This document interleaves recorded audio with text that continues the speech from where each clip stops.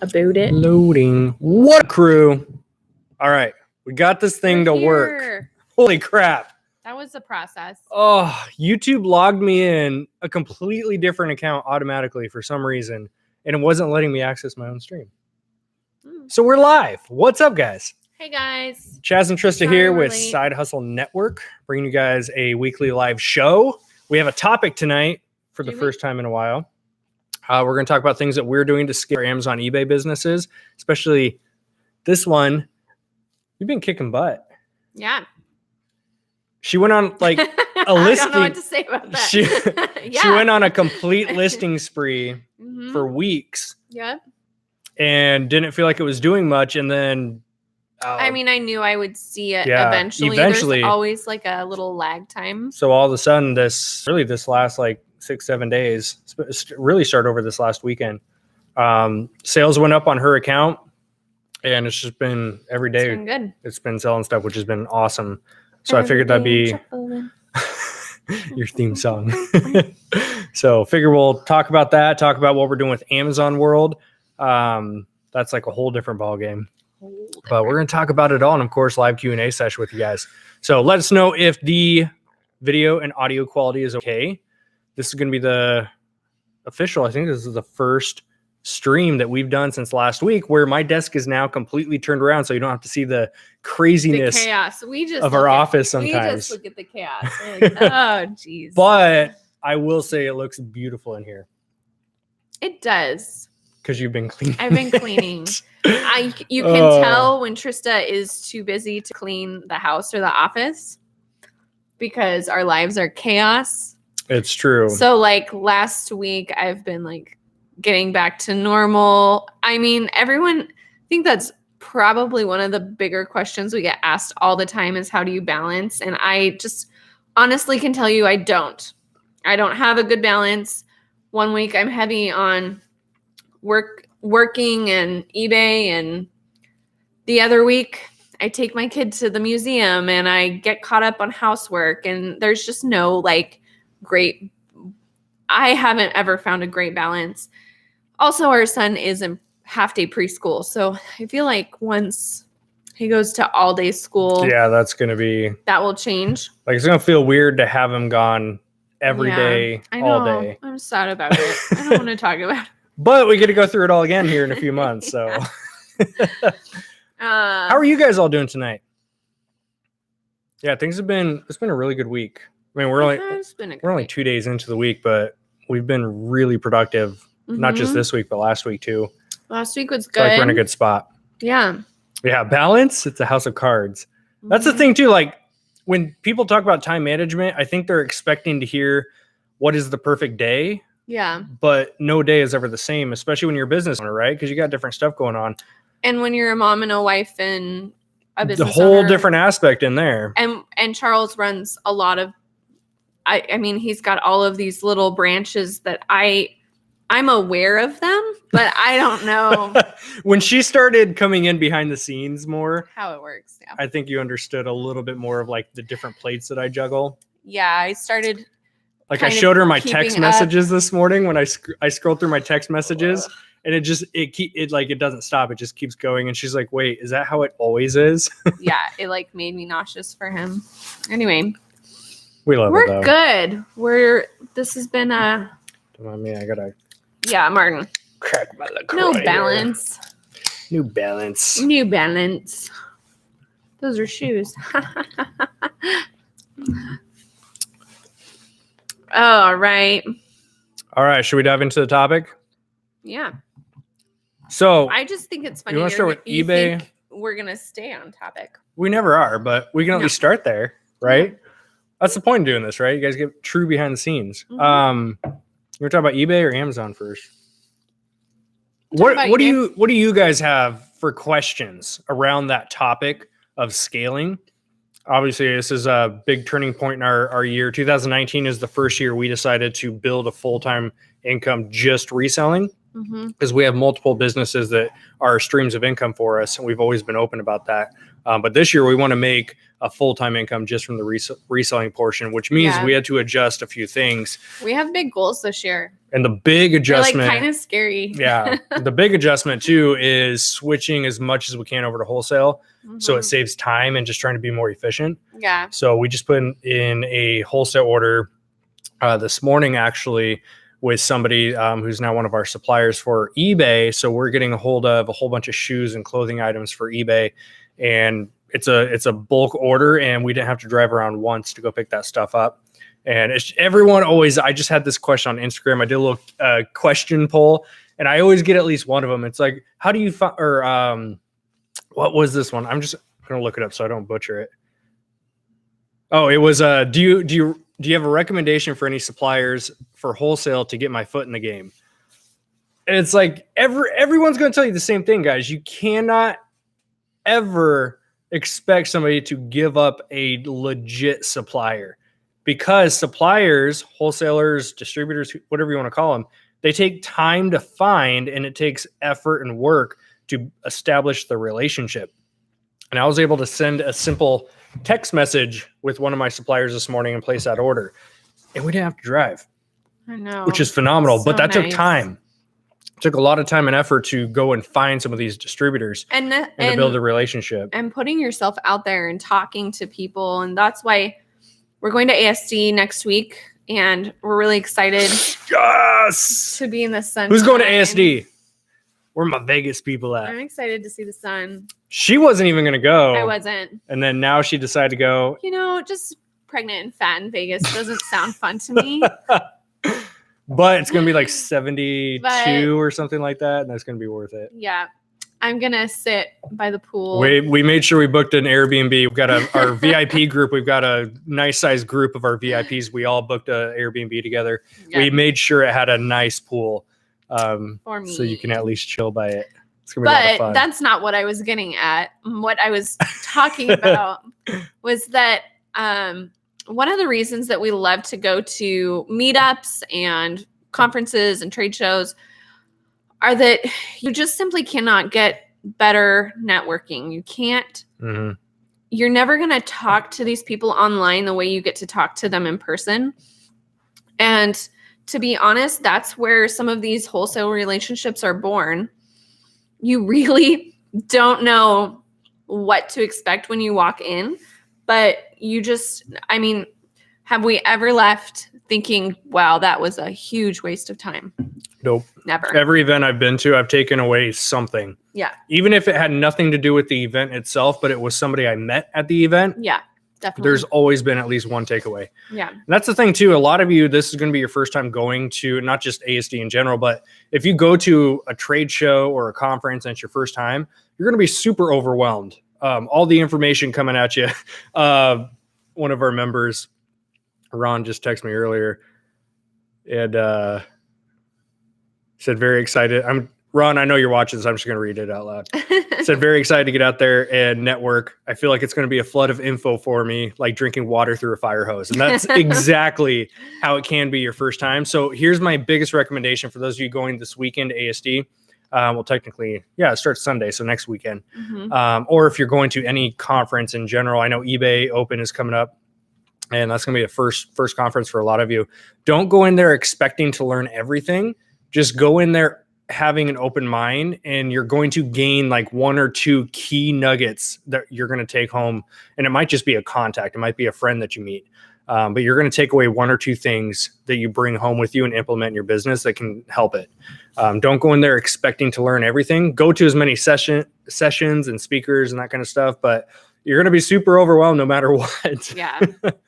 But that's always my biggest tip, is just go with an open mind to gain one or two things. Yeah. Bring it back home with you and implement. And then the next conference or trade show you go to, you're bringing one or two more things home. Doing the same thing. Yep. And just rinse and repeat. And we're just going and collecting a lot of business cards, a lot of contacts, talking to as many people as we can. And I mean, you go to these things and you are just exhausted afterwards. It's a lot, especially Vegas. The Las Vegas it. Convention Center is massive. Yeah. So there is a lot of walking. So you're just naturally going to be exhausted anyways from walking all day. But then the talking and communicating with the vendors, meeting up with people, all that kind of stuff wears on you. So after 2 or 3 full days of doing this stuff, you're exhausted. And I tell people too, it's never about buying product at the event. A lot of these guys, especially ASD, it's just going to be a bunch of middlemen, liquidators who are looking to get rid of overstock or old inventory. And you're not necessarily going to buy a ton there at the show. That's not your goal. Your goal is to make contacts that you can then purchase from through the rest of the year. I made a contact last year at ASD, and I did not buy anything for months. And then one day I got a list from the vendor, and it happened to have one good product, and we made like $4,000 net profit on that product. And that's the point of doing most of these types of trade shows, is those contacts. Yep. How do I balance listing on eBay and work on Amazon? We're super fortunate in that there's 2 of us. And we totally get that that's not everyone's case. Yeah. Because we're very fortunate that we do have 2 of us. For some of you, it might be a business partner or a spouse. And so we But if you're doing this on your own. Yeah, if it's by yourself, you have to do a different ball game. And I think a lot of it is just scheduling. As much as I hate scheduling, even though there's 2 of us, I do a lot of scheduling for myself. Yeah. So some days I'm only focusing on sourcing. Like tomorrow, for example, I'm not doing anything but being on the road and sourcing from like 9 a.m. up until 5 p.m. 9 to 5 is going to be all sourcing. I'm not touching anything else. That's for both Amazon and eBay. And then Thursday, I've got blocks of time set out to organize and help my employee get the stuff prepped and shipped out for Amazon. And then you're and doing the eBay stuff. More RA on Friday. And then Friday, I'm going back out again, retail arbitrage. So for me, this is a very sourcing heavy week. Yeah. Especially because I haven't done any RA in like a month, and I'm really, really excited to get back on the road. I've been antsy. I've been itching for it. So, and then my normal work week, I might have a dedicated eBay day. I might have a dedicated Amazon day. For, of course, this side, I've got content creation. So I have a dedicated YouTube day where I do a lot of filming and recording. And for me, it's time blocking. The key is time blocking. Like, don't wake up that morning and just kind of like stab at things in the dark. Like, have a plan. If your eBay store is failing, or, you want it to be somewhere else, schedule that time to put some work into it. Otherwise, and same with Amazon.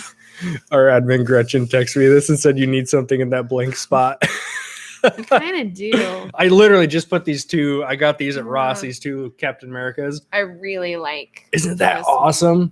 That one is amazing. I don't like that one so much, but I really like this one. It's my wall. Sorry. You go build your wall. Okay.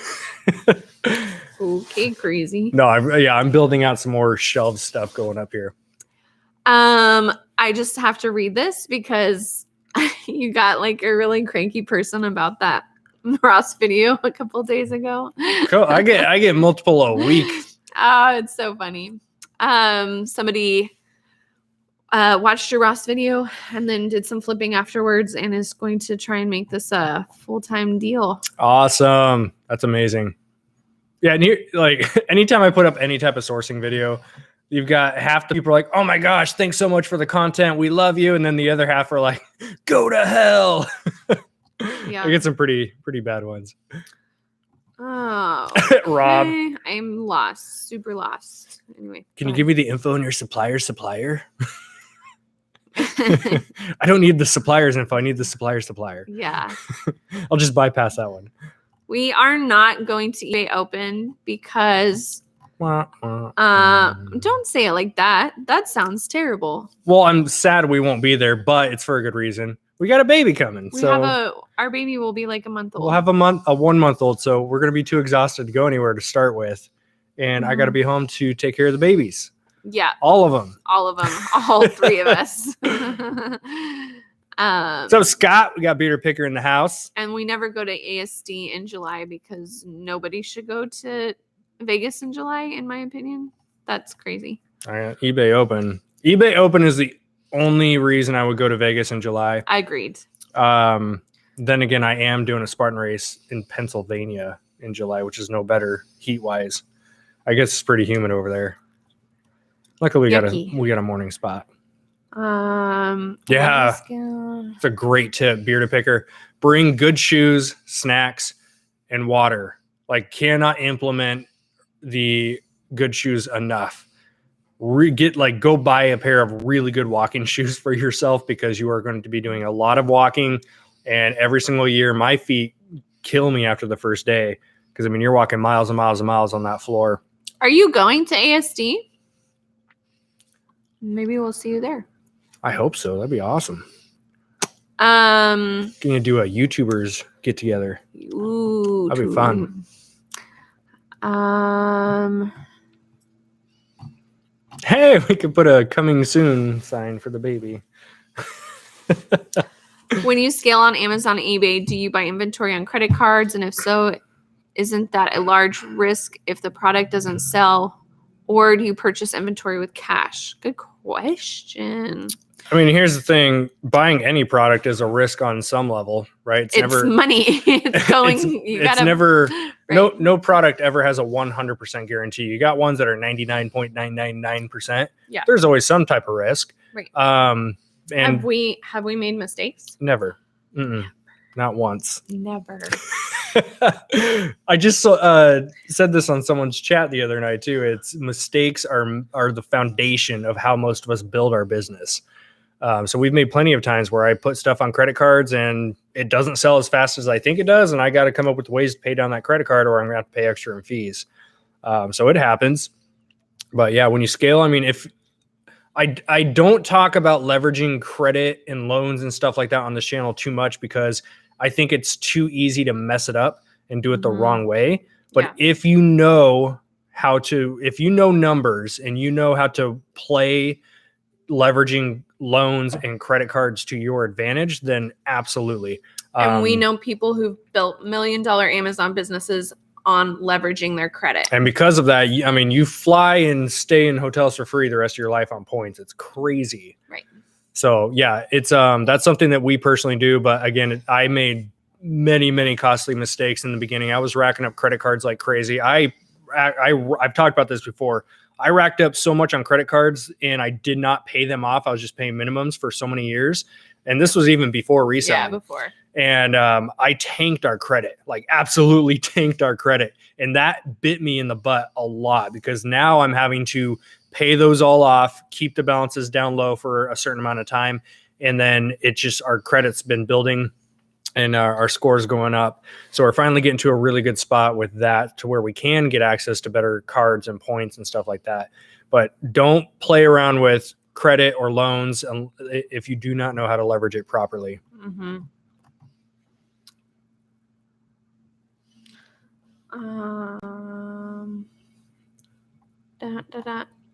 Looking at all the comments, you guys. Sorry. We have a good amount of people hanging out in here. Got a good chat. Do you guys have any tips for finding legitimate distributors for hard to find categories like fragrance? Ooh. I mean, there's a couple different ways you can find distributors for stuff. One, you can go into retail stores and go down, for example, the fragrance aisle and start looking at the back of the boxes, and you'll see distributed by, and you can start reaching out to those companies and the brand itself and see if you can get a hold of a distributor that way. Go to Google and just type in fragrance or perfume or cologne distributors, and you'll find tons of them that way. And you have to filter through the bad ones to find a few good ones, hopefully, and just go from there. That's how we found most of the ones that we work with now.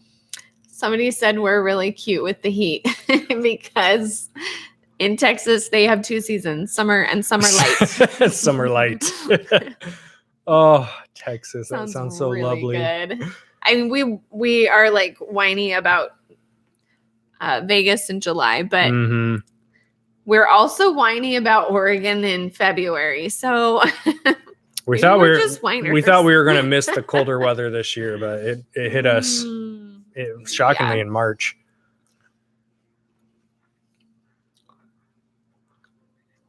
Okay, when doing RA and scanning UPC, I think he means, do you pass up on an item that you know has profit in it but does not come up in FBA?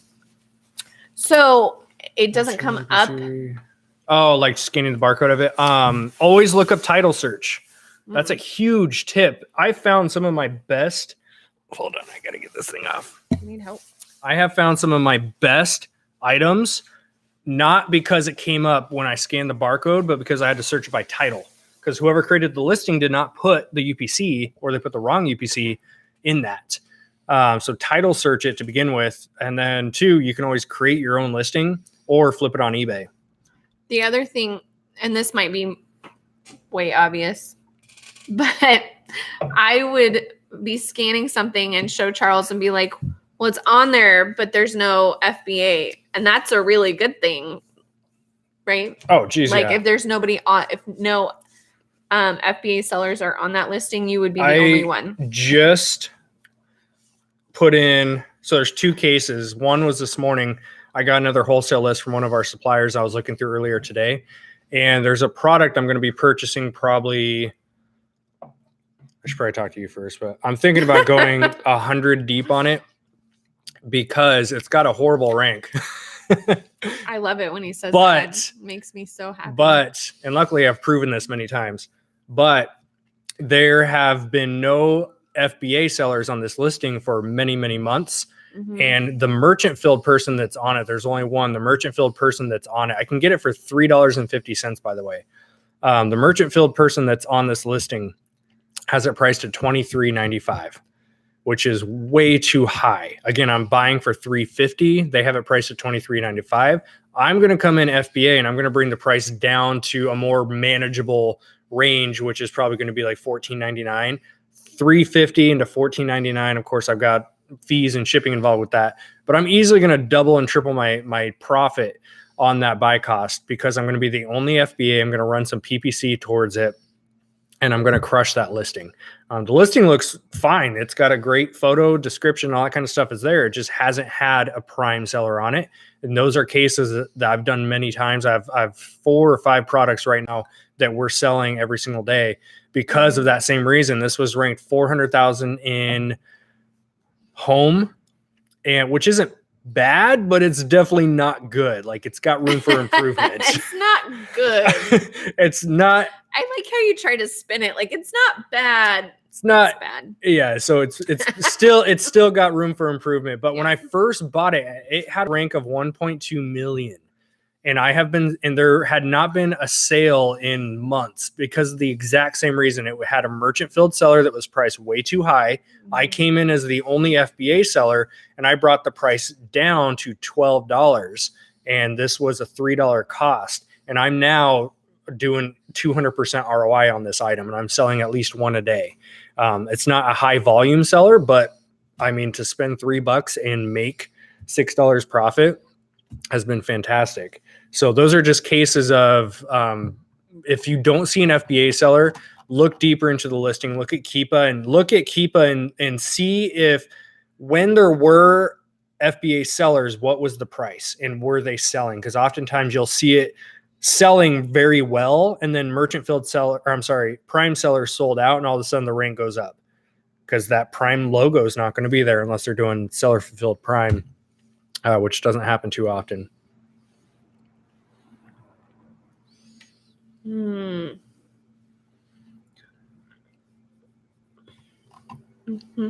That's just my 2 cents. It's funny. It's like now that I'm getting more into wholesale, I'm learning that each person loves to focus on a different area of wholesale.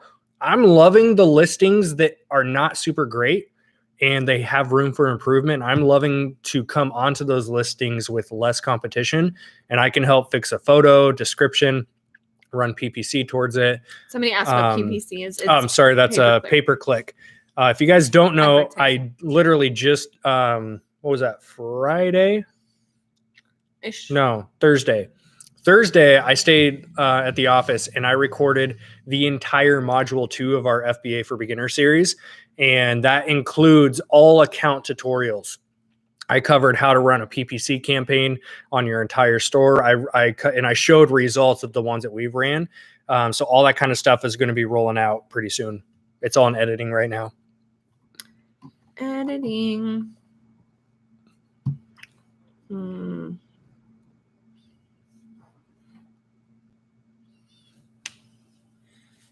I do not use Jungle Scout.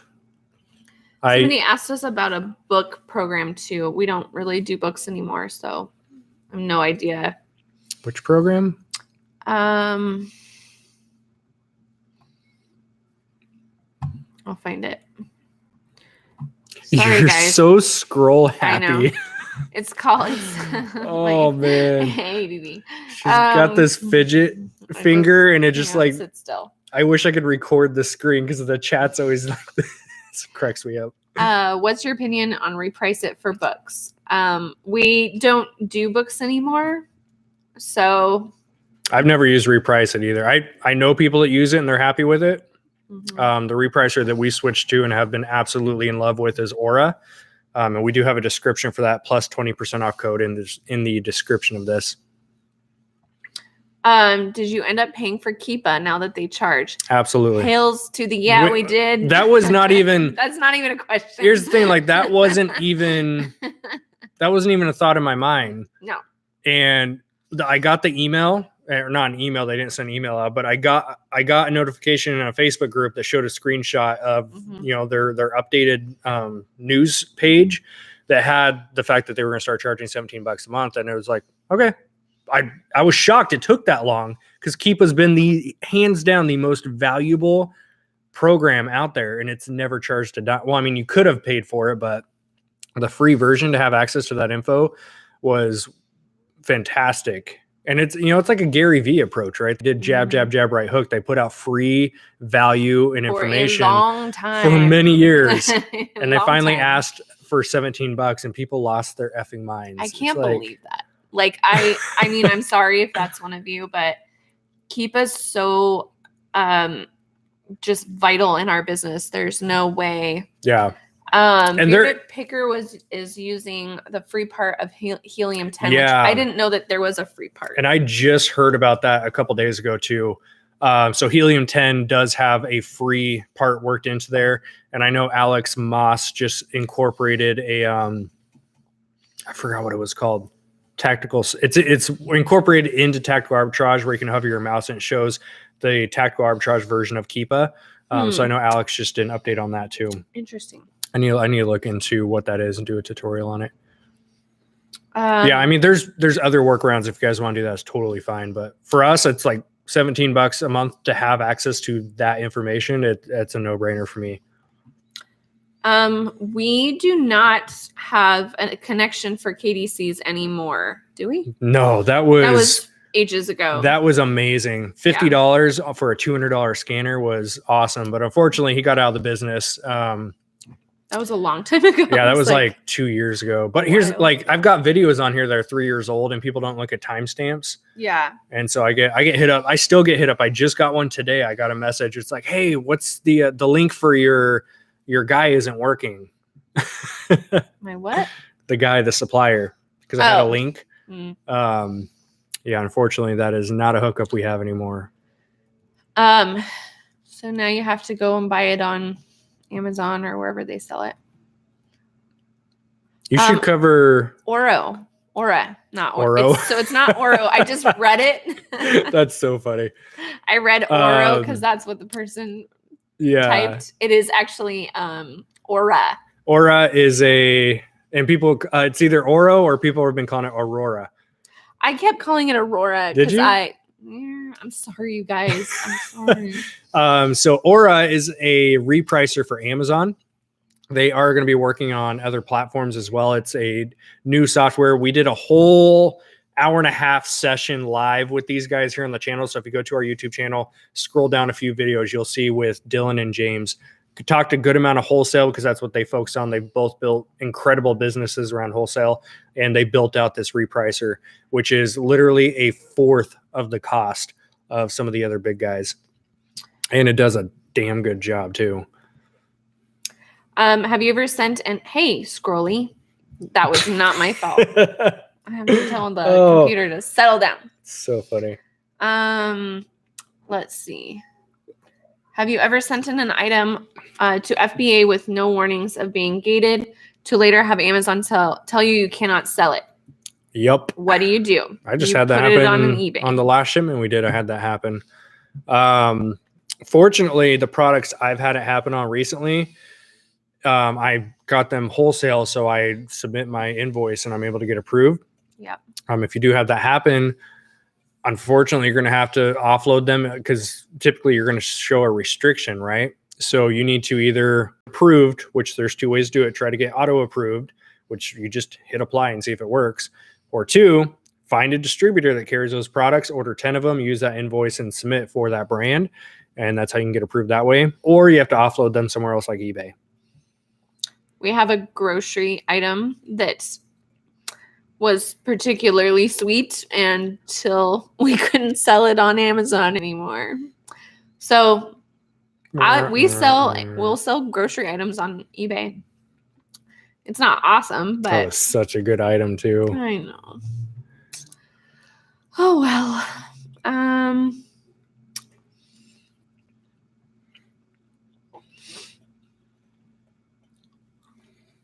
What do you use instead of Jungle Scout? I just use Kiba. I don't use any programs that show like estimated sales per month and stuff like that.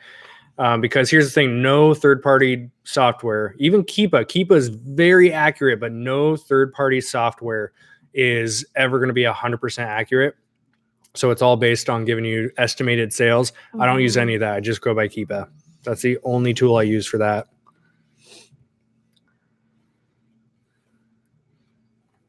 How can we get invoices to send into FBA for approval?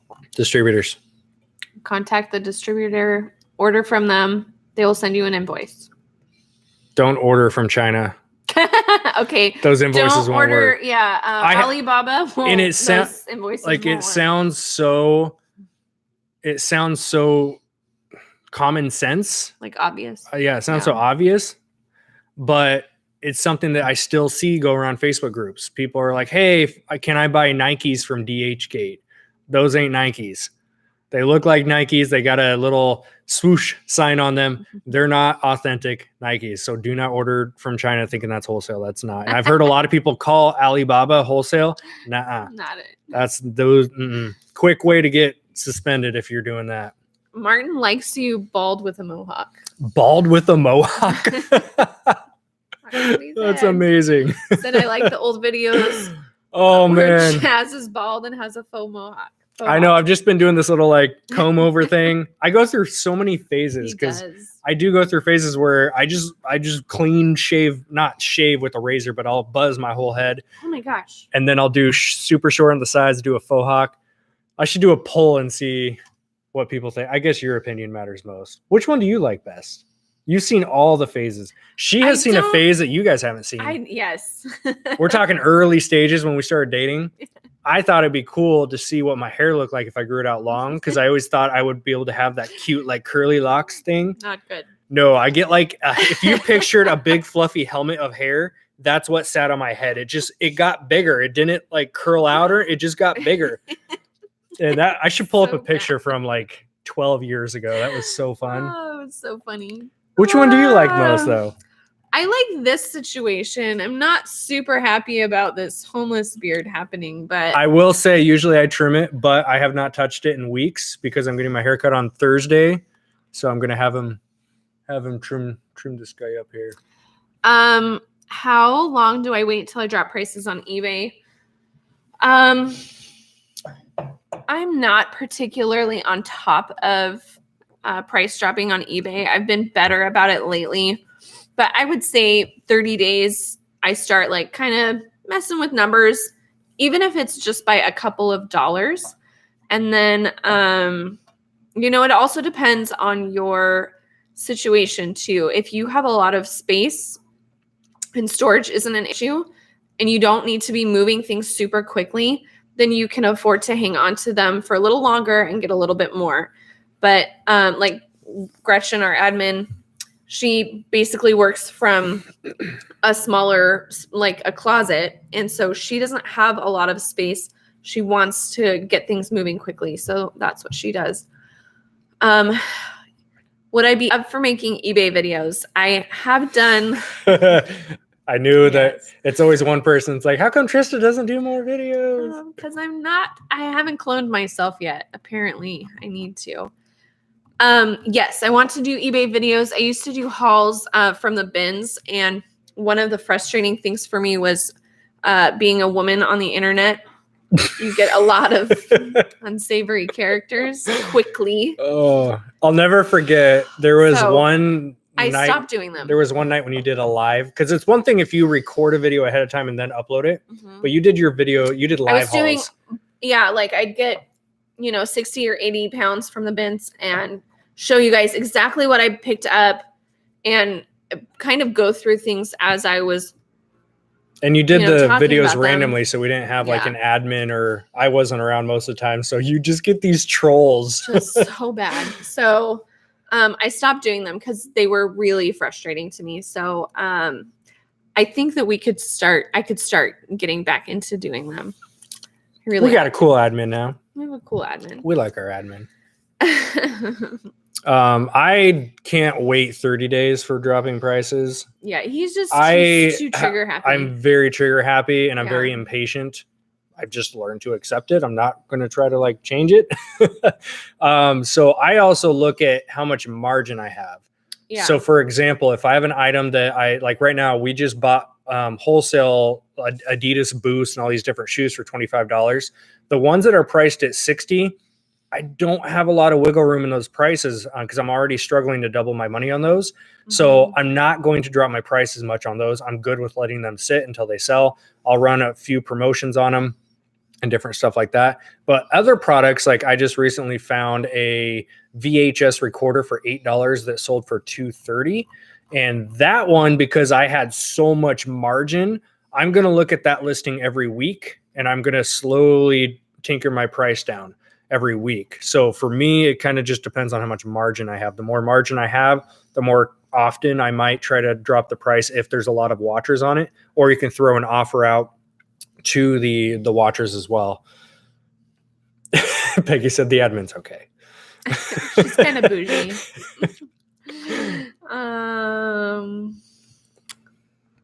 Ooh, Gretchen said she's on board. What do you guys think? Should Trista start doing more live haul videos? Would you guys like that? I don't do haul videos because I don't source clothing. Yeah. So my haul videos are super boring. It's like, hey, I found these toys at Walmart on clearance. And Okay, I'll do it. Do we offer or best offer? I just started doing it on all my listings.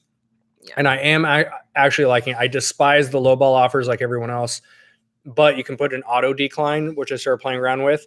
And I do like to price my stuff higher when they're first listed with best offer, so that if they throw me an offer, I might be able to meet them in the middle at the price I actually want. Mm-hmm. So I've been playing around with that. So I do. I don't think you do as much. I do not offer. It's just I do not offer the best offer.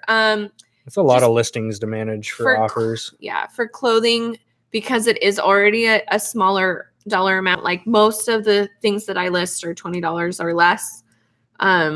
Not most, I'd say half, and then I got some $35, and then it goes up from there. But yeah, I mean, people are offering me ridiculous price, like $3. I'm sorry, that doesn't even cover my shipping. I was getting really frustrating, and Can you throw some of that free shipping this in? Like barrage of just offers all the time. So I turn them off.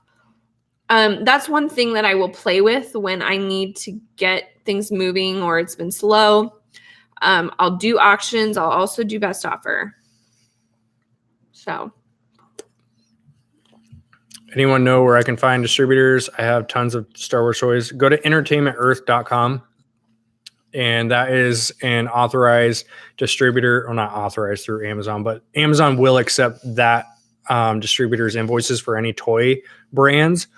And you could basically just order 10 units of whatever brand you're looking at.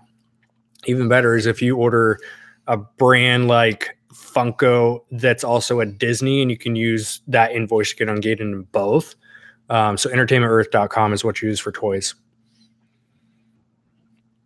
And I only ever say that one out loud because it's like the lowest hanging limb. Yeah, it's the lowest hanging limb with fruit on it out there. You're not going to find anything with them to profit on unless you're playing it that store a certain way. Yeah. I mean, super slim margins if you're finding anything. So everyone uses them just to get ungated and toy brands. Okay, you guys, I'll do some haul videos. Jeez. Then the other thing I've been tinkering around with too is what sold videos. Do you guys want to start seeing those?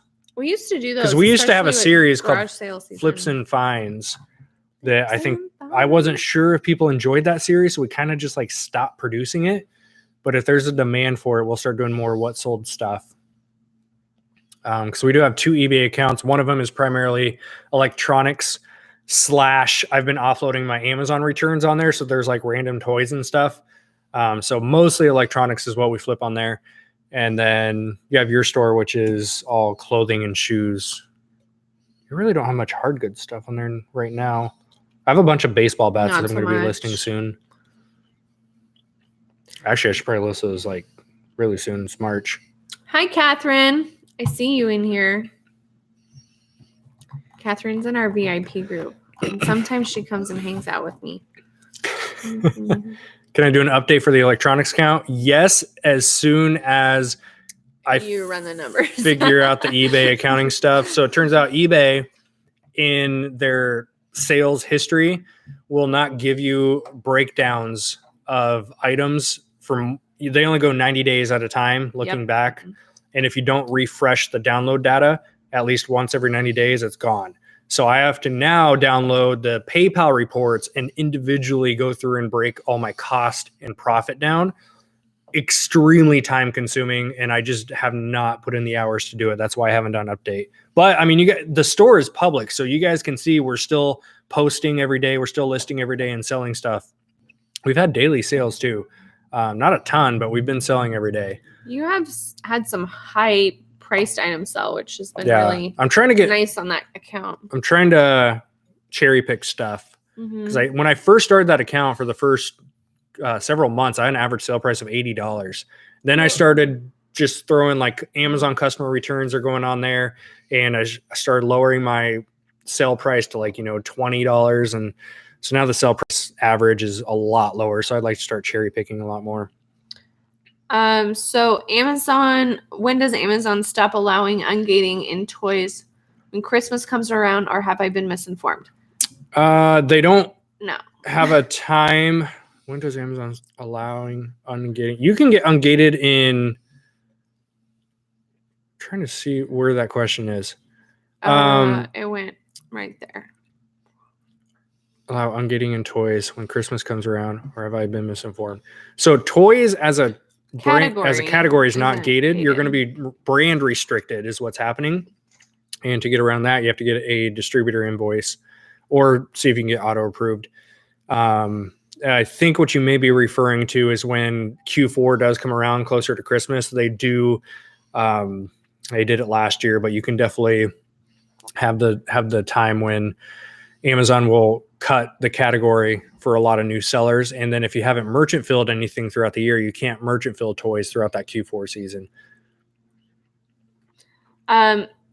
So Austin, we do offer free shipping on our eBay account. So yes, we pay the shipping, but we factor that into our price.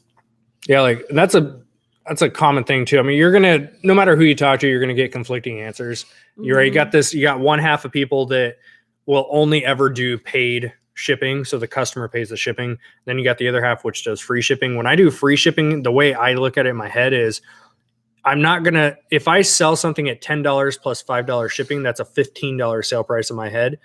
So I can charge $5 on a $10 item for shipping, or I could just list it at $14.99 with free shipping. So that's what we kind of do. We always just work it into our price. I'm on Poshmark. It's started to move a lot quicker now, but I would tell you that it is definitely not like eBay. It is not a list and forget situation. You have to be constantly nurturing that account, sharing and liking, and it's a lot more involved for sure. Is it scary to pay so much for tactical arbitrage? Seems like a lot of cost up front. it's not going to be any different of an answer than any other paid service. You'll get what you put in.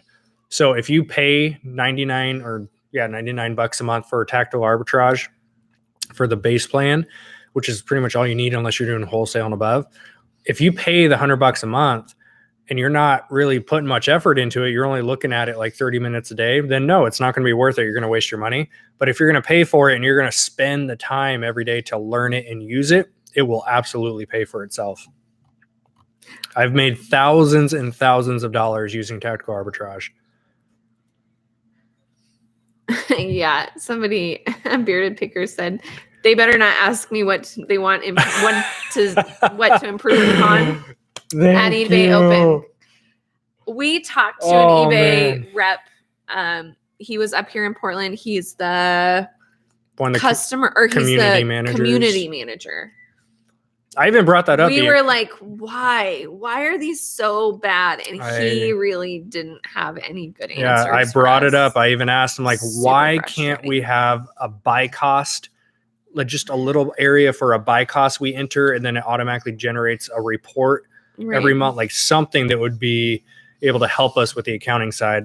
He didn't have any good answers. I got no answers. So it was kind of a bummer. And I had no idea about the 90-day thing. And so I'm extremely frustrated because now I have to go through and it's going to take me many, many hours to go through. I'm sure I've mentioned this to you. You probably have, but I didn't listen. I'm sure of it. I'm the first to admit it. I feel bad because I feel like I should have totally had I don't even know. I've probably got like 10, 20 hours of accounting crap to get done really this week because we got taxes coming up. So yeah, that's fun. But once the accounting is done, I will be doing an official 10K or 100 to 10K challenge update video again. That's the reason I haven't done it, is because I've got many hours ahead of accounting to do. Because here's what I did wrong. I should have just been doing my accounting every time that we ship items out. We should take 5 seconds to go back through my Google Sheet and input the information right there. But I was telling myself I'll do it at the end of the week. I'll do it at the end of the month. And I just pushed it off for several months. Never did it. I've got a lot of accounting to do. Any tips for making a landing page website to gain more wholesale accounts? Yes. Oh, Justin, what's up, man? So go to, we use Wix.com. You can make a free website. Do not go fancy. That's my tip. You do not need an active shopping cart in there. You basically need to look at your website when you're presenting it to wholesalers, because here's the thing. You're not going to give this website out to anyone else but potential wholesalers, right? Make it look like if it were a business card on a website. You just need your basic information about your company, maybe a few value points, how you can help them, and then your contact information, maybe an about us section, and I don't know, throw a picture of some boxes on there. That's all we did. We just kept it super easy. Everyone thinks you have to have like an active shopping cart, like a Shopify store, when you just don't. And I just use Wix, which is free for those ones. You can pay for different upgrades in there if you want to, but just use the free one. Keep it basic. Any tips on strategies on how to keep track of your inventory and storage at Amazon Fulfillment Center? You've got a lot of Amazon questions today. My tip would be sell it fast. Then you don't have to worry about keeping track.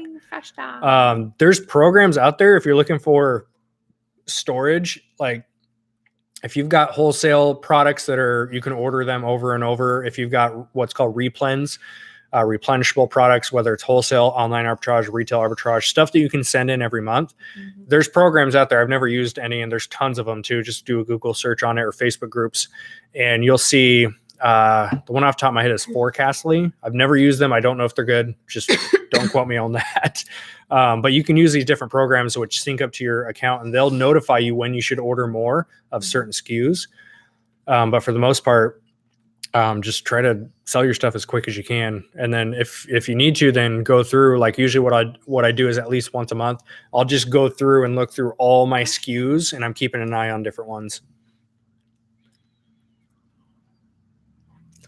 Martin, do you use Restocking Software? Martin's the replen master.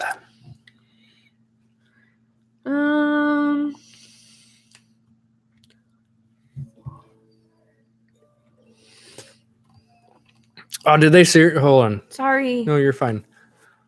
I just saw it as you were scrolling. Toys is now a separate category to being ungated in. I did not know that.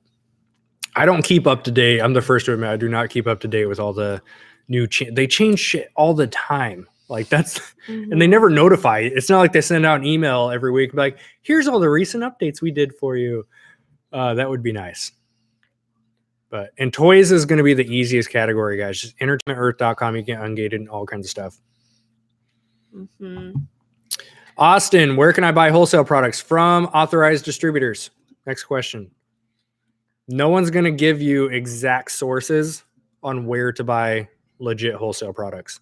It's work that you have to put in and you have to establish the relationships.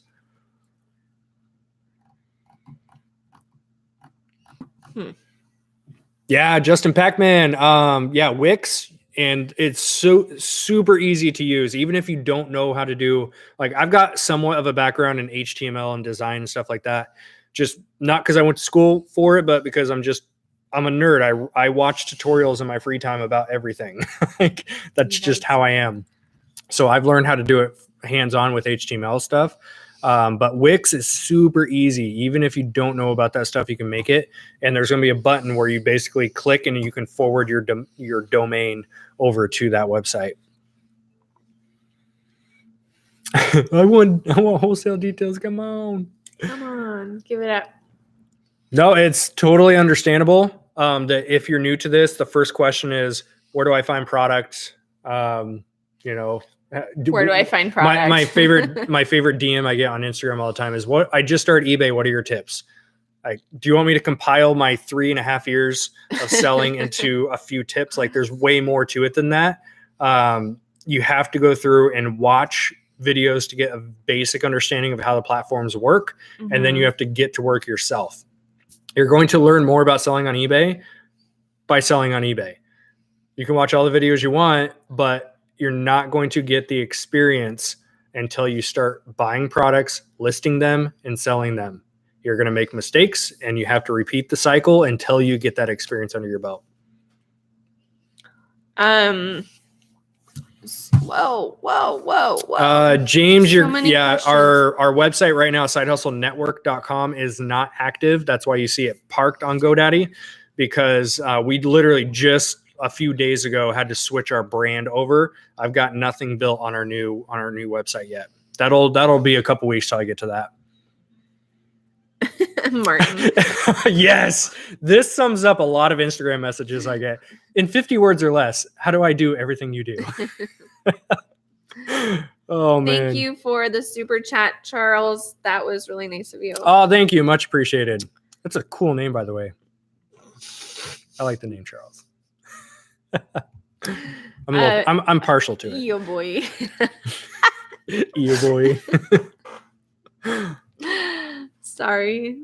That's was the Wreckit Ralph, like what he says. Oh yeah. Yo boy. You boy. If you haven't seen Wreckit Ralph, it's like these eBay references make me smile. It's so really funny. I love especially doing YouTube. I love all the BuzzFeed or BuzzTube references. It's so fun.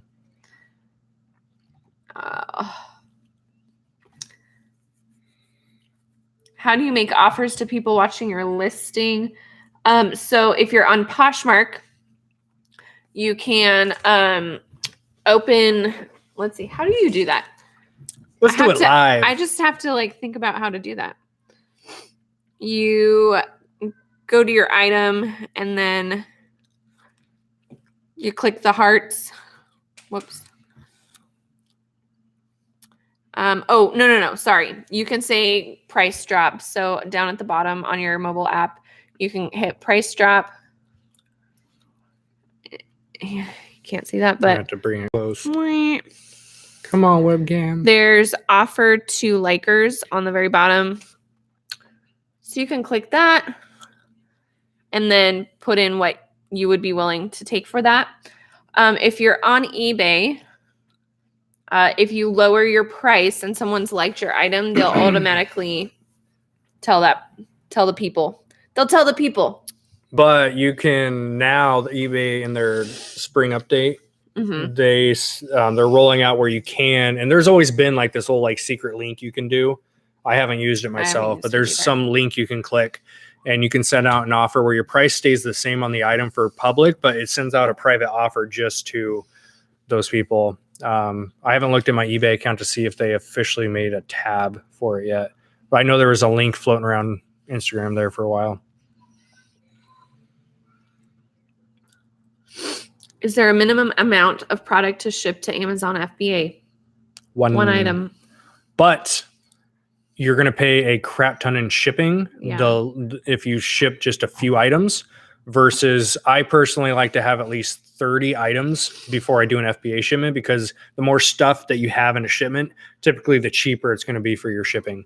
So to save you some money, you want to be sending in at least 20 or 30 items.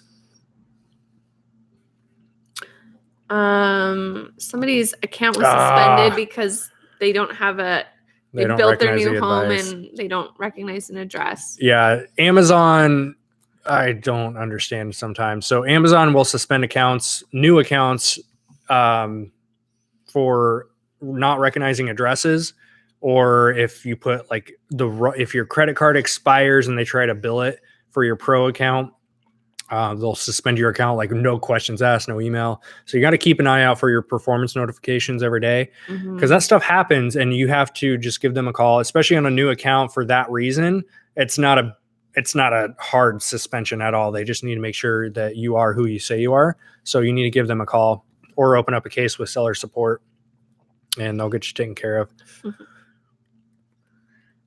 What's the difference between Amazon FBA and private label?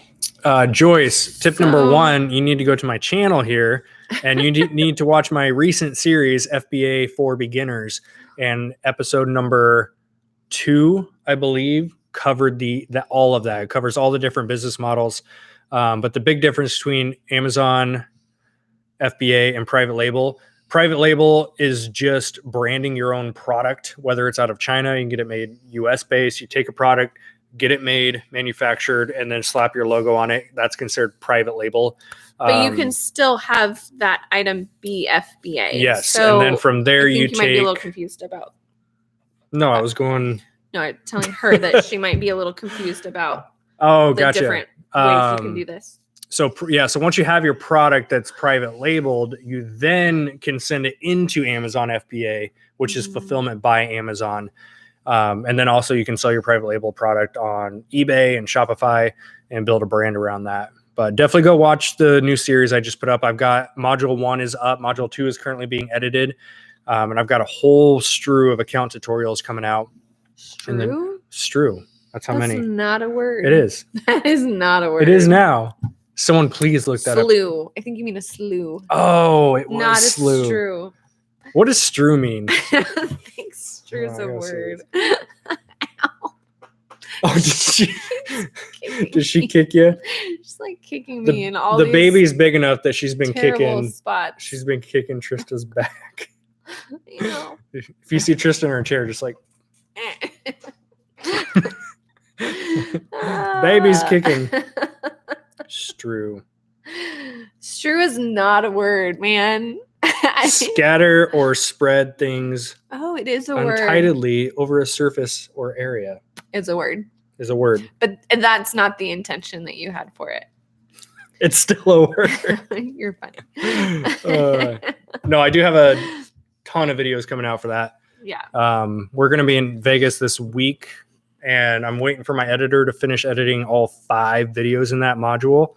And so it'll be at the end of next week. Everything will be posted up. I like how 7 people are like, Strew is. Yes. Scatter.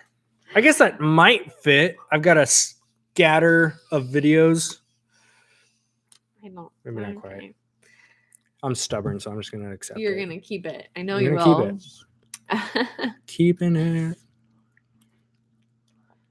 Oh, no. What have you been doing in your eBay account in the last 2 weeks? Listing my behind off. Because your average, not just that, you've been cherry picking. Yeah, I mean, I've been cherry. Your average sale price has gone up. Cherry. You're giving me crap for Strew, and you're saying shit like cherry. Can't say this is family friendly show. This is our show. You can't say strewn. We may get demonetized on this one, but I have been cherry picking for a while. Couple of months, to be honest. And cherry picking for me just means like I'm really only getting things at regular thrift stores that I can make $30, $40, or $50 on. And I go to the bins a lot.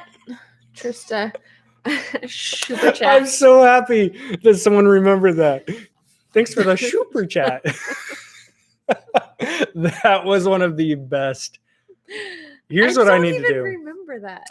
I remember it vividly. I don't remember it. I'm going to tell our editor to go through every video we've ever done together and to splice together all the mess ups in words for one bloopers reel. Stru means expert in Bosnia. Wow. I had to throw that in my face, Martin. Super chat. Super chat. Thanks for the super chat. Oh man, I need to make a t-shirt. But anyway, sorry, I probably would say 90% of my clothing comes from the bins. And so when I would normally get like 100 pounds or more, I'm walking out with 60 pounds because I'm being more selective. I'm really going for things that I can put a $20 price point on or higher, or do bundles or whatever. So I think at some point I was getting tired of listing something for $20, watching it sit, dropping the price down to $10, and then making like $3 at the end of the day, when I could have spent more time just sourcing higher end product that I could put on and make those $20, $30, and $40 profits on. And there's nothing wrong with doing the $3 profit margin items, but you've got to be doing high volume sales to make any real money. Because people are always like, "Oh my gosh, I made 3,000%." It's like, well, yeah, but you made $3. Right. You've got to do that 100 times just to make $300. Pay your bills. Yeah. I mean, like that's the reality. So that's what I've been doing, is just listing a lot more. And my death pile, I don't have a death pile. Like, no, look at how pretty it is over there. My death pile is gone too. Yeah. Both of our death piles are gone. They're now turned into cash money piles that are listed. Yep. And somebody had asked earlier, and I kind of forgot about it until you said something, but talking about hiring someone to come in and just kind of lighten the load. We have 2 people. Both of them are not full-time by any means. I'm not reading it out loud.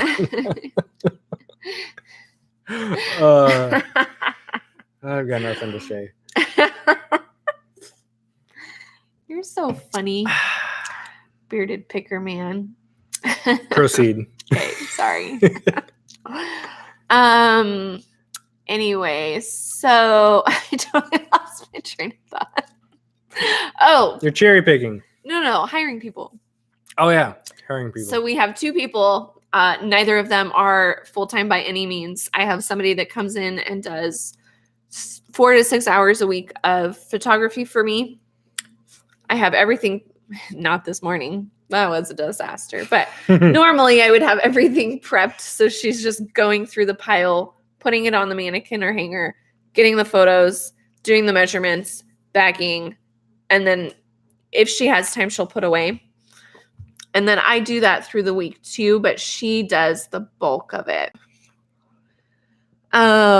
So, I mean, I couldn't do it without her. Like, I'm at that point where I don't have enough time to get through more than 50 pieces of my own a week. I need her for that. So there's a threshold where you run out of time and you just can't do it on your own. And so whatever that threshold is for you, whether it's 20 pieces of clothing or 50 pieces or 100 or whatever it is for you, she's totally worth paying just to keep my sanity. And she definitely keeps things moving for me. Mm-hmm. Whereas I would probably let it get more stagnant, have more death piles, have less profit. So not even that. I feel because it's the same thing for me. I have one of our employees focuses primarily on my electronics account for eBay. And it's the same thing over here where having an employee that needs work forces us to stay accountable to go out and source consistently, because I would do the same thing where I would just let death piles occur and stuff would just build up. And then I just start being lazy and not really sourcing a whole lot. And then I hired someone, and now I'm like, oh crap, I've always got to have a new flow of inventory for listing. And he was able to keep going with that. And you do the same thing now too. There's a lot of smack talk happening right now. Where's the smack talk? Yeah, just, about some Monopoly for the win. Oh man, I saw those the other day and I was like, oh, those were so fun at one point. We kept one because it got damaged. And so we haven't played it. Ooh, we should bring it to ASD for game night. We should play it. It'll be fun. Okay, Kenny, I'm sorry. Sometimes it's just that we miss questions because I can't read everything so quickly, but a Terapeak question. I'm looking for it. Terapeak question? I don't use Terapeak. I just look up sold comps on eBay, if that helps. Or you can repost your question. Trista has a fidget finger. Yep. Can you guys see it? It's like I can't sit down. I don't use Terapeak. I heard something about them updating the software and making it super shiny. I haven't used it yet. Well, eBay now gives you access to it. Right. Yeah. Yeah, same thing. I haven't looked into it. I have just done this for so long, only looking up comps. I haven't really even thought of it. I'll write it down. Try Terapeak. Got it. Yeah, so that anyway, I thought that would be a good thing for you to bring up, just how you've been like cherry picking a lot more. Yeah. Because you never used to buy anything that was more than $5. Like you would refuse to spend more than $5 on something. And now that's a really let's talk about that. That's a really hard sorry, I keep reading these comments that are making me laugh. You would put a Post-it note over them. No, but that's a really hard mindset to break, especially when you come from a scarcity mindset. And I even though we're like doing this fairly successfully, like we pay our bills every month and we're here, our lights haven't been turned off this month. Our lights are here and we're okay for this month. We're adulting. I still always have to catch myself in that scarcity mindset.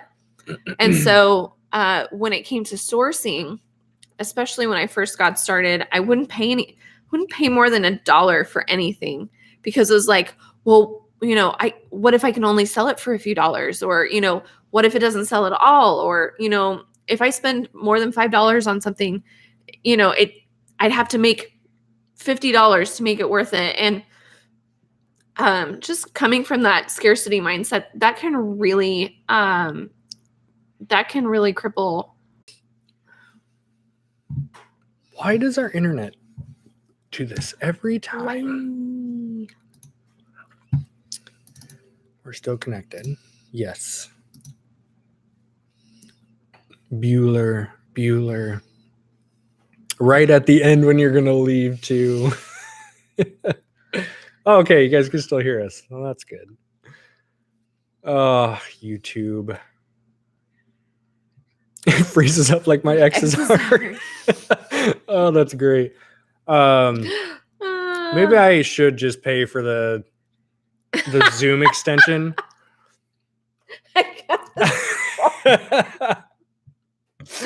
That's fantastic. Oh, that's so great. Have we set up any meetings for ASD? Not really.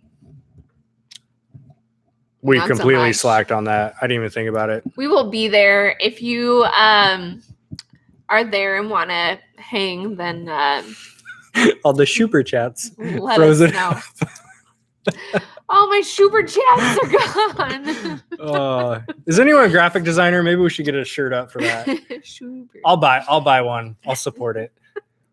Oh man, that's so fun. Okay, we're back up. All right, we're good. We're good. Yeah. We're back. If you are at ASC and want to hang out, maybe just message us on Instagram. Yeah, that'd be good. We're gonna do. Basically, we have to eat every day, so like lunch and dinner and stuff. So if you guys, I eat more than a few times a day. This one's been eating a little bit more, but you have an excuse. I don't. All the food. So we're gonna be doing little mini, just open invite like lunches and dinners and stuff like that. We do have a not quite official / unofficial meetup going on Tuesday night. It's not just us hosting. We're partnering up with someone else, do a little house meetup. So I'll keep you guys posted on that too. But yeah, it's going to be fun. I'm excited. It will be fun. All right. I'm out. You guys have a nice chat. Okay, she's gone. We can chat now. We can talk about her. That was hard. I'm sorry. Okay. I thought I got your foot. I did not. Oh, now they're going to see our old chair. Our old chair? Oh, y'all want to see the best Goodwill chair that we've ever had? The most ghetto ass chair of all time. That's our next office investment. But it's the only chair I like to sit in. It's the most comfortable. It's legit. But it's I just like has picked off all the lining because he thinks it's fun to pick that off. He picked all the lining off of it. Show the people. I'm embarrassed. Maybe I have to. This is real life. This is a live show. This is no editing. Okay, bye. Show the people. I'll show them. Oh, it's so It's gross so on video. bad. That looks worse on video than Don't actually. look- It's don't- so just comfortable hide though. the ghetto chair behind your regular chair. I don't have enough room back here. Okay. Why don't you put it over here? I guess you don't have room over there. All right, we'll scoot it back here. This is like my favorite pair of shoes that I own. Are a pair of shoes from Goodwill. I'll just turn that around. That looks better. This pair of shoes that Trista bought me for $8 at Goodwill like 4 years ago. They're Nike Frees, which sounds nice, but they're like this nasty gray, completely just washed out color. They've got like the crease seams are starting to come apart. They basically act as my slippers, and they're so comfortable. They're $8 at Goodwill. Once you start thrifting, you just can't go back. You cannot go back. Do we merchant fill anything? Not right now. I've definitely done my fair share of merchant filled stuff though. I love merchant filling video games because they're first class, which is cheap, and they sell really quick. So I love merchant filling video games. I was merchant filling some wholesale products that were hazmat. So we could not sell them via FBA, but I did seller fulfilled Prime on those, and we made a good amount of money. That was last summer. So that was a lot of fun. But yeah, I think I'll hang out another like 10, 15 minutes. And then I actually have to go hit the gym because I did not go this morning. I did a house workout this morning.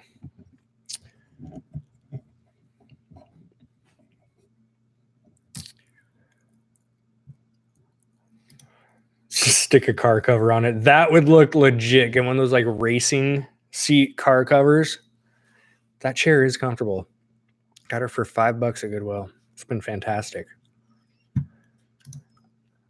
So yeah, another thing I've been doing too, since we're on the topic of scaling and all that fun stuff. I mean, you could do the typical stuff like, yeah, look at hiring at some point if you want to go down that road of managing people, because you get to the point where you have to trade off. You either have to work more hours to scale your business, or you have to find ways to be more efficient, whether that's switching from retail arbitrage to wholesale and saving time that way, or if you're going to be hiring help to offload prepping and shipping and photos and that kind of stuff. That's all methods that we've used. Saves a ton of time. I've been able to focus on YouTube content again, which has been great. I spent all of 2018 completely stressed out, not doing a whole lot in the reselling world, not doing a whole lot on the YouTube channel, just constantly spreading myself thin. And this year I've been able to outsource a lot of stuff and focus on the stuff that I feel like my strengths are in. And it's been great. Hey, there you go. Start rock climbing and eating better. Rock climbing will definitely get you in shape. It's no joke. Does RA New work on eBay or only Amazon? Absolutely works on eBay. You can sell new stuff anywhere that you can sell on any platform, especially like I know people here locally around the Portland area, they'll go to Walmarts and Targets. I know because I'm in the same stores, I see the same items. They'll buy stuff on clearance out of Walmart and then post it on Facebook Marketplace. And I've seen people make sales that way too.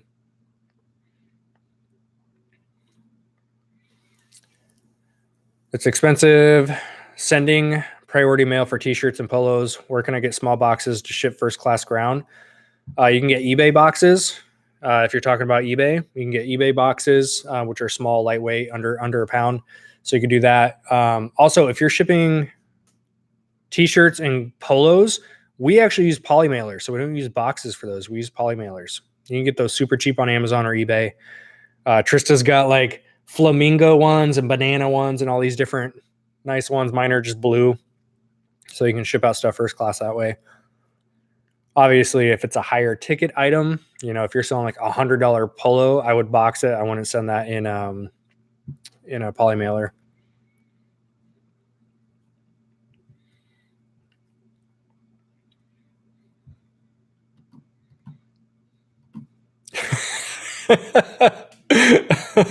Oh man, I just sell on eBay for the feedback that mom never gave me.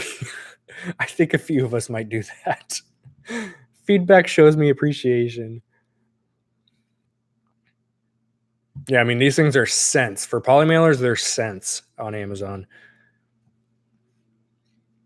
If you sell RA stuff and you are gated on FBA, you could sell it on eBay. Absolutely. That's a big opportunity I think a lot of people miss out on. A lot of people spend time scanning stuff in stores for Amazon, and at the second you see a restricted bar, you just move on to the next product. Check eBay. If you want to put in a little extra work on creating a listing and photos and shipping, oftentimes you can definitely make some money doing eBay with that stuff too.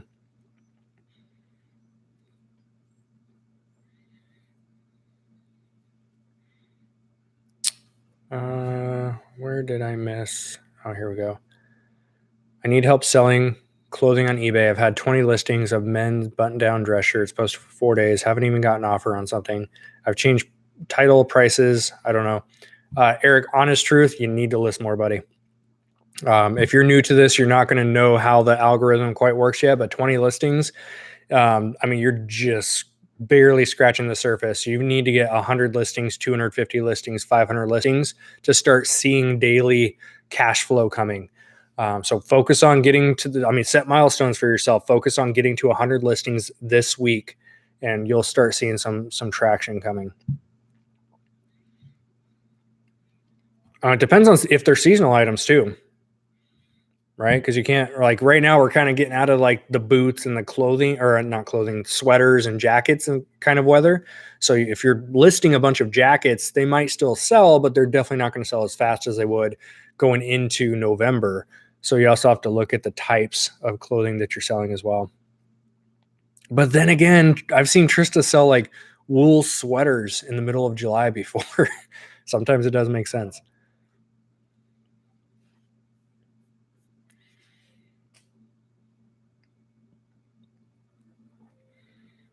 What eBay store do we have? So Trista has her store, which is shoes and clothing. I've got mine, which is electronics.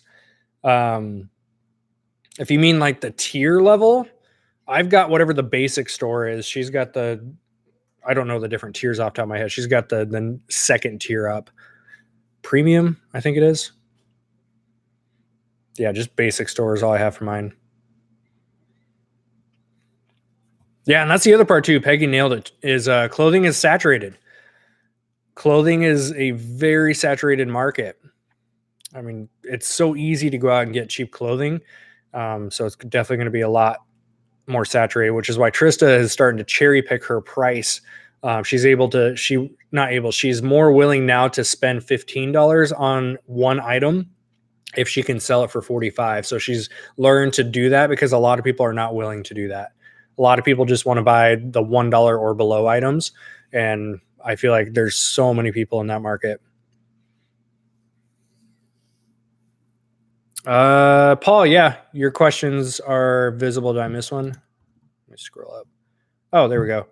Do you still source at Walmart clearance items like Beer to Picker does? I have not in over a month, but as of tomorrow, I'm going to start going back out once a week, and that's going to be my retail arbitrage day. Yeah, we basically hit a point where I had to make a decision on what I want our business to be in 2019, and I'm looking for getting time back into my life. And it's extremely difficult to scale retail arbitrage if it's only you doing it, unless you hire a team of shoppers to go out and do that with you or for you. It's extremely difficult to scale that. In order to do more sales with retail arbitrage, you have to get more product, which means driving to more stores. And I did not want to do that this year, because I was already spending a lot of hours on the road last year. So I decided to get into wholesale. So what I did was I had to conserve all of our capital and not spend anything on retail arbitrage. And I saved up some money, and I was able to go place wholesale orders as opening orders. Those sold through. Now I'm on wave 3 this year of capital, and I'm placing orders this week, especially going into ASD, hopefully meet some new contacts and be placing more orders over the next few months. But as of tomorrow, it's going to be my first retail arbitrage day in a while. So, yeah, it was extremely difficult to have cash in the bank because I was saving it up for wholesale stuff. And I'm like, I could take that money and go do retail arbitrage today and flip it. But I know that I have to save up those opening orders. It was really tough. So it's going to be good for me mentally, because like Scott says, it's a disease. It really is. I think about retail arbitrage all the time. So it's going to be good for me mentally to go out once a week and start doing RA again. Yeah, I'll do, I mean, it depends. Like, I feel like there's so many retail arbitrage videos out there, which is why I don't produce a lot myself. Cause I don't think you guys are going to really learn a whole lot more than what's already available out there. So I stopped producing a lot of retail arbitrage videos. I think it's just more so you guys are going to tag along on my trips and see what I find. And sometimes I can't show on video what we find. If it's a grocery item that's a replenishable, which is also something I do focus on now too, is grocery items I can buy every month. That kind of stuff I just can't show on video. So it just depends on what type of retail arbitrage videos you guys are looking for. I can produce them. I just need some feedback on what you guys are looking for. Because I mean, it's no extra work for me to carry my camera around and take a few clips throughout the day.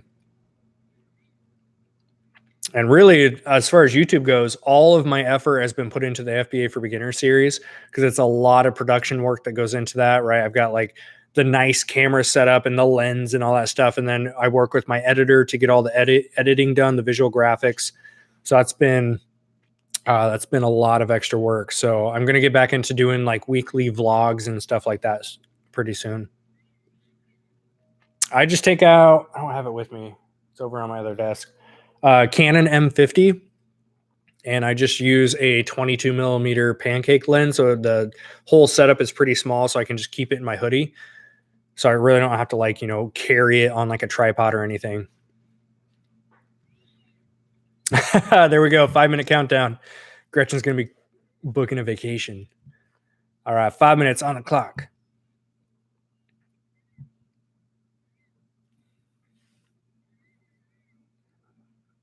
I just started doing RA with Seller Fulfilled Prime and made thousands in the past few weeks, wondering if that's sustainable. If you're fine doing the legwork and driving around and finding the product, sure, it's sustainable. If you start to burn out, that's where you need to look at how you can be more efficient with it. Because that's what happened to me.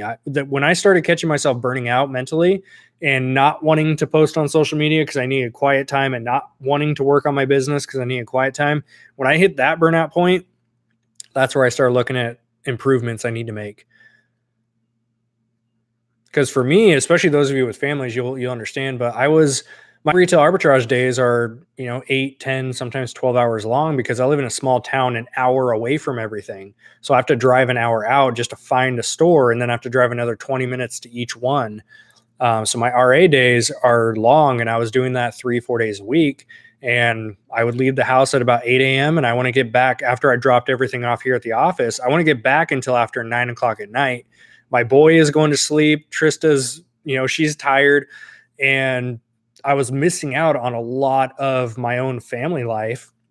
And it became my own job I created for myself. I didn't like that. So now I want to do retail arbitrage again once a week because it's fun. I love the treasure hunt of it, but I don't want to rely on it 4 or 5 days a week like I was. And because then it just turns into a job. And that's not why I want to create a business. I want to create a business to create time freedom in my life. And that's not going to come from me hustling around 12 hours a day. I need to create systems and efficiencies in my business that are going to allow me to improve and increase my cash flow, my revenue each month, my profit, while still maintaining a manageable hourly day, right? I don't want to be working 9 a.m. to 9 p.m. anymore. Some days I have to, and that's totally fine. I get that. But the daily, it's just not going to happen. I'm kind of over the whole 12 to 14 hour work days. I'd much rather take a hit on my profit every month and have a much more well-balanced lifestyle for myself. And some people are in a totally different position where they want to work 12 hours a day and they want to do nothing else in their life. And that's totally fine because it's going to be different for each person. So you need to find what type of lifestyle you want and then build your business around that. Too many people watch, Gary Vee and some other big people too.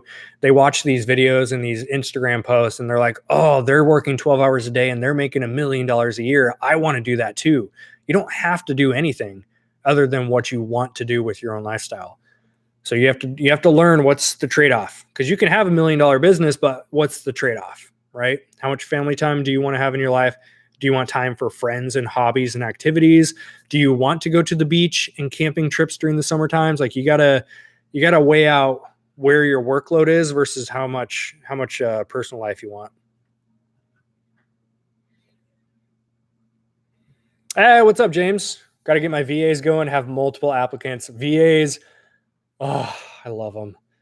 We've got incredible VAs on our team that they take a huge load off my plate. So yeah, man, I'm glad you're getting into that. It's going to help you out a ton. James, scaling? That's literally where I'm stuck at. All right, crew, we're at our 5-minute mark. I've got to go hit the gym. Not incredibly excited about it. This is why I love to do my workouts first thing in the morning, because it's done. It's out of the way. I feel great throughout the day. But the second that I put it off, like I did today, I did cardio at home today in the morning, but just knowing I have to drag my butt into the gym and do the workout and then get out, this is why I don't put it off. But I did today. Where do you find VAs? I use Upwork.com. You can also use onlinejobs.ph.